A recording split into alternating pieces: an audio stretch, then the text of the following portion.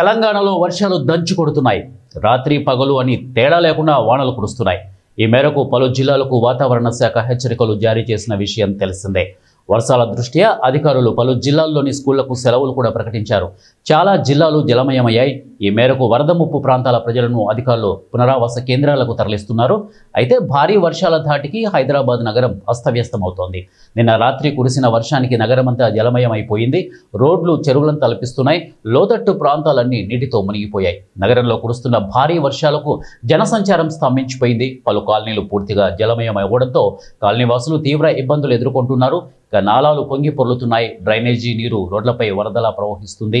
ఈ మేరకు నగర ప్రజలు ఎవరూ బయటికి రావద్దని అధికారులు సూచిస్తున్నారు. వర్షాల దృష్ట్యా జాగ్రత్తగా ఉండాలని తెలుపుతున్నారు. ఈ వర్షాలు ఇంకా 3 రోజులు కొనసాగనున్నట్లు పేర్కొన్నారు. దూర ప్రయాణం చేసేవారు ప్రయాణాన్ని వాయిదా వేసుకోవాలని అధికారులు చెబుతున్నారు. అయితే ఇప్పటికే జీహెచ్ఎంసీ హైడ్రా అధికారులు సహాయక చర్యలు చేపట్టారు. నగరంలో నిలిచిపోయిన నీరును బయటకు పంపిస్తున్నారు. వర్షాల కారణంగా ఎవరూ అనవసరంగా బయట తిరగొద్దని అధికారులు సూచిస్తున్నారు.